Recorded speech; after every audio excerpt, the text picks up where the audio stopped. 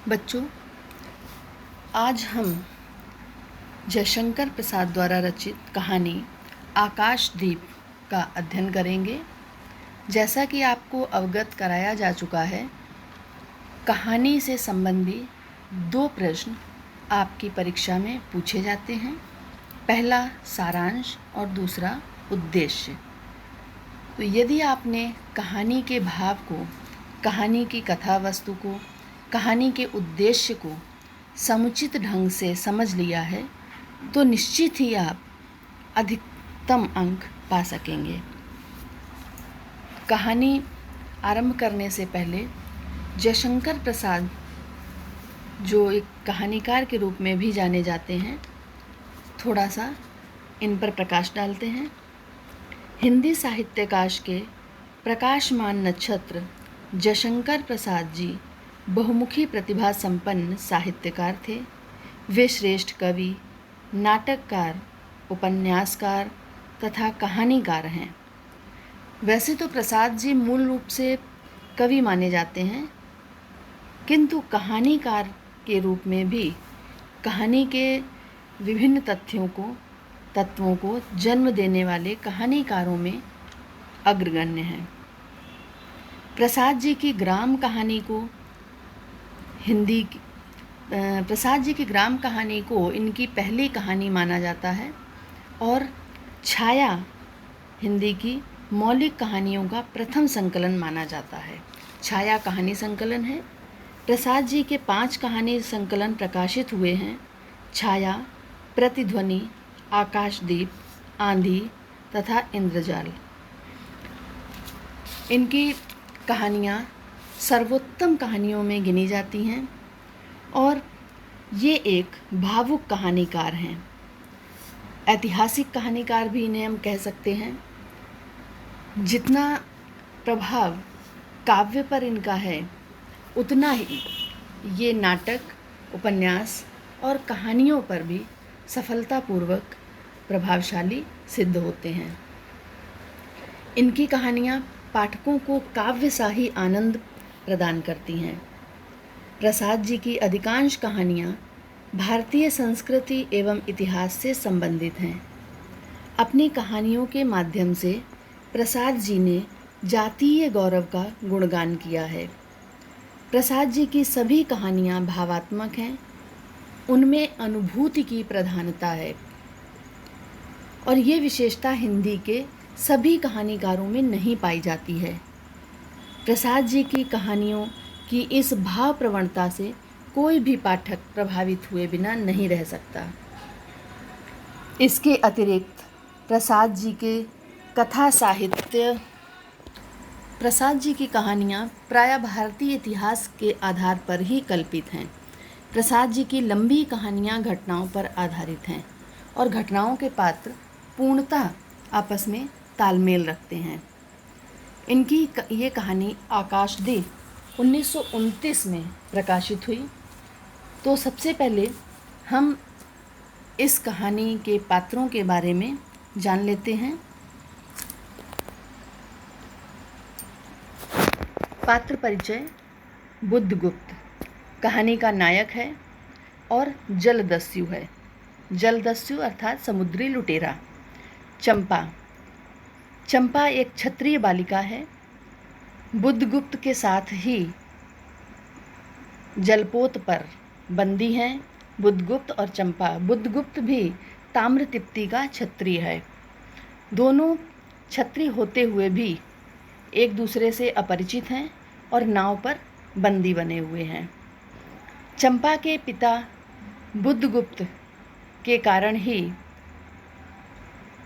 अनजाने में ही सही, मारे गए और चंपा अपने पिता की हत्या का बदला लेने के लिए ही मणिभद्र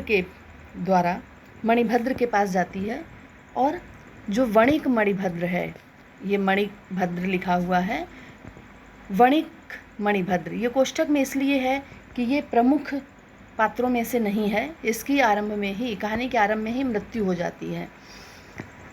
वणिक मणिभद्र जो चंपा को अपनाना चाहता था, हथियाना चाहता था, किंतु चंपा ने उसका विरोध किया, जिस कारण युद्ध हुआ और मणिभद्र मारा गया।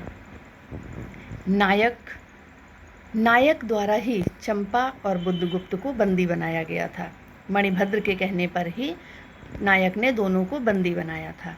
जया ये चंपा की सखी है, सहचरी है और कहानी के अंत तक चंपा के साथ ही रहती है।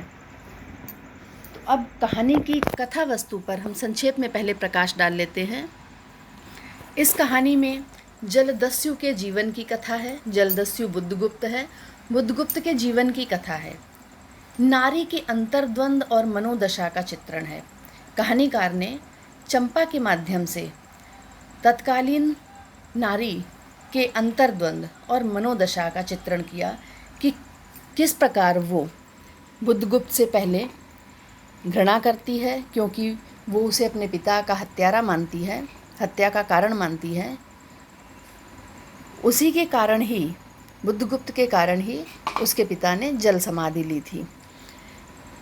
बाद में अनजाने में ही, क्योंकि पहले वो नहीं जानती है कि बुद्धगुप्त के कारण ऐसा हुआ, दोनों में प्रेम उत्पन्न हो जाता है।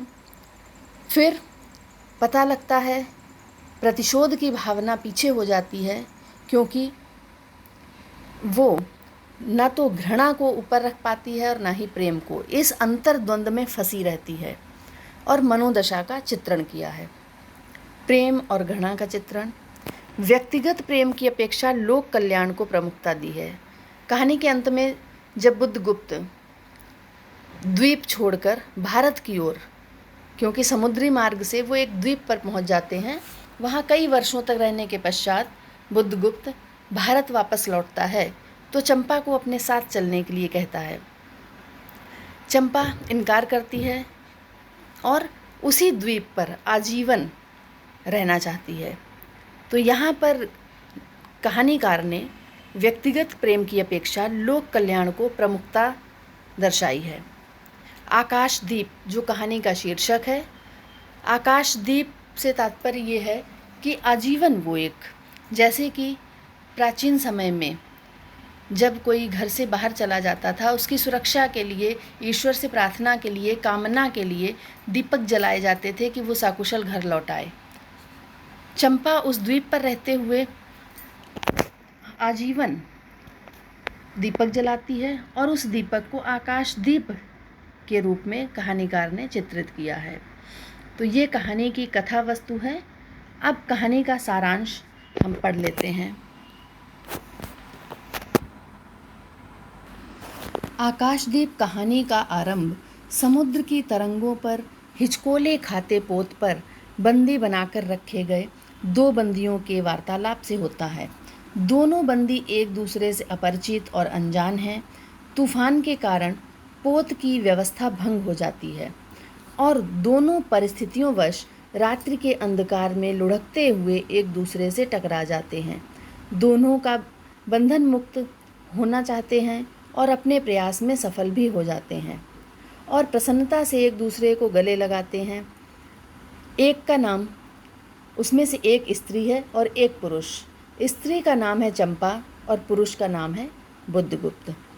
चंपा पोत अध्यक्ष मणिभद्र के प्रहरी की इकलौती किशोर क्षत्रिय पुत्री है। जो मणिभद्र था, उस जहाज का अध्यक्ष, उसके पहरेदार की इकलौती बेटी है। 8 वर्षों से पोत ही उसका घर है और बुद्धगुप्त एक युवा जलदस्यु है जो ताम्रतिप्ति का छत्री है। पोत को लूटने के उपक्रम में चंपा के पिता बुद्धगुप्त के हाथों मारे जा चुके हैं। पोताध्यक्ष मणिभद्र ने अपनी काम वासना की तृप्ति में विफल होकर चंपा को बंदी बनाकर रखा। स्वातंत्र्य युद्ध में मणिभद्र चंपा और बुद्धगुप्त द्वारा मारा जा चुका है। दोनों मिलकर मणिभद्र को मार देते हैं। पोत के नायक ने युद्ध में परास्त होकर उसकी शरण ले ली। 2 दिन पश्चात पोत एक नए द्वीप पर लंगर डाल देता है। बुद्धगुप्त उस द्वीप का नाम चंपा द्वीप रख देता है, क्योंकि वहाँ तक पहुँचते पहुँचते दोनों में प्रेम हो जाता है। दोनों को चंपा द्वीप पर रहते हुए 5 वर्ष व्यतीत हो गए।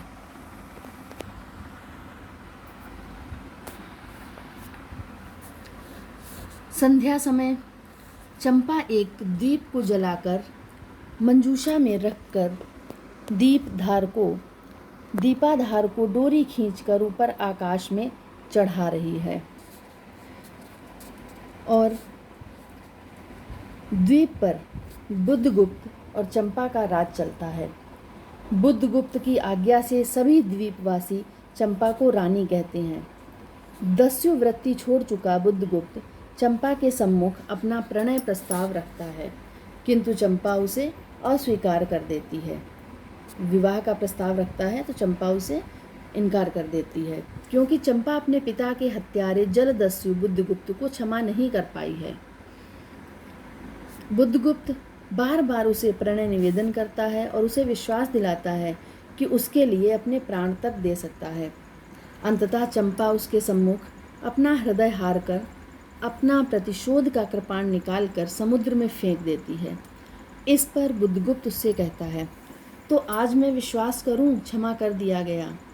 इस पर चंपा उससे कहती है, विश्वास कदापि नहीं बुद्धगुप्त, जब मैं अपने हृदय पर विश्वास नहीं कर सकी, उसी ने धोखा दिया, तब मैं कैसे कहूँ मैं तुमसे घृणा करती हूँ, फिर भी तुम्हारे लिए मर सकती हूँ। अंधेर है जलदस्यु। ये कहते हुए चंपा रो पड़ी। एक दिन किसी समारोह का आयोजन किया जा रहा था। बांसुरी ढोल बज रहे थे। फूलों से सजी वन बालाएं नाच रही थीं। चंपा ने सहचरी जया से पूछा, ये क्या है जया? जया ने हंसकर उत्तर दिया, आज रानी का ब्याह है। चंपा को इस पर विश्वास ना हुआ, तो उसने उसे झकझोर कर पूछा, क्या ये सच है? तभी बुद्धगुप्त कहता है, यदि तुम्हारी इच्छा हो तो यह सच भी हो सकता है चंपा।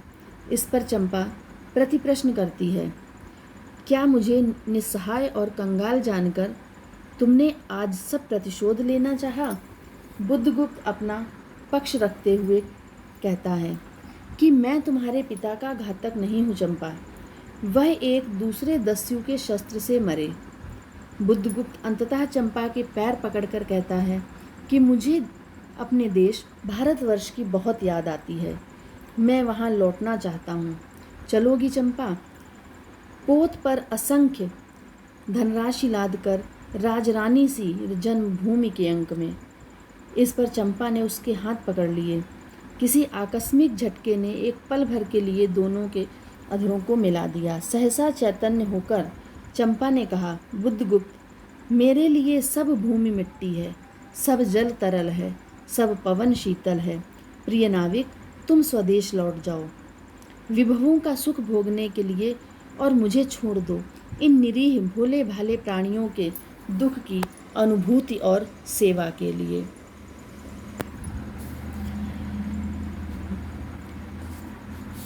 एक दिन स्वर्ण रहस्य के प्रभात ने चंपा ने अपने द्वीप स्तंभ पर देखा।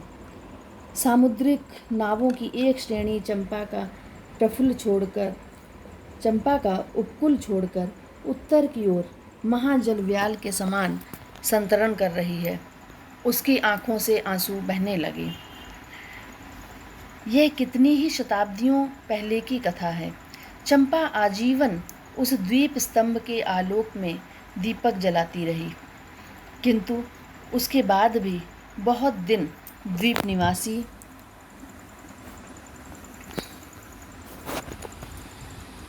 उस माया, ममता और स्नेह सेवा की देवी की समाधि सदृश पूजा करते थे।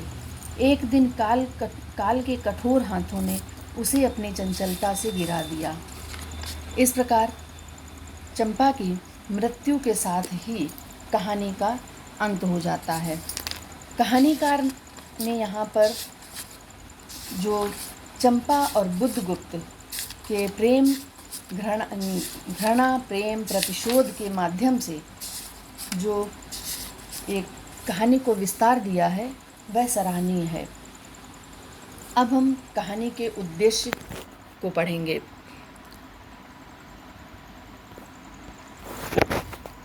आकाशदीप कहानी का उद्देश्य। प्रसाद जी का साहित्य आदर्शवादी है। प्रस्तुत कहानी में भावना की अपेक्षा कर्तव्य निष्ठा का आदर्श प्रस्तुत किया गया है कि किस प्रकार वो अपनी भावनाओं को, जो उसके हृदय में बुद्धगुप्त के लिए, चंपा के हृदय में बुद्धगुप्त के लिए जो भी भावनाएं उत्पन्न होती हैं, उन पर ध्यान न देकर उन्हें वो अनदेखा करती है। भले ही उसे कष्ट हो रहा है, फिर भी वो कर्तव्य निष्ठा, जो उसके पिता के प्रति उसका कर्तव्य था, जो स्त्री जाति के प्रति उसका कर्तव्य है, उन कर्तव्यों के प्रति निष्ठा भाव रखती है और आजीवन उस निष्ठा का पालन करती है। कर्तव्य निष्ठा का आदर्श प्रस्तुत किया गया है। चंपा एक आदर्श प्रेमिका है और इन सबसे ऊपर है उसका उत्सर्ग भाव। वह अपने कर्तव्य का पालन करती हुई व्यक्तिगत प्रेम और जीवन को समर्पित कर देती है। उसका चरित्र एक आदर्श उदात्त नारी का चरित्र है। कहानीकार का उद्देश्य उसके चरित्र के माध्यम से समाज में प्रेम का आदर्श स्वरूप उपस्थित करना है और जिसमें कहानीकार को पूर्ण सफलता भी मिली है। इस प्रकार आकाशदीप कहानी की कथा वस्तु जीवंत तथा मार्मिक है। चंपा प्रेम, कर्तव्य निष्ठा और राष्ट्रभक्ति के प्रति सजग है।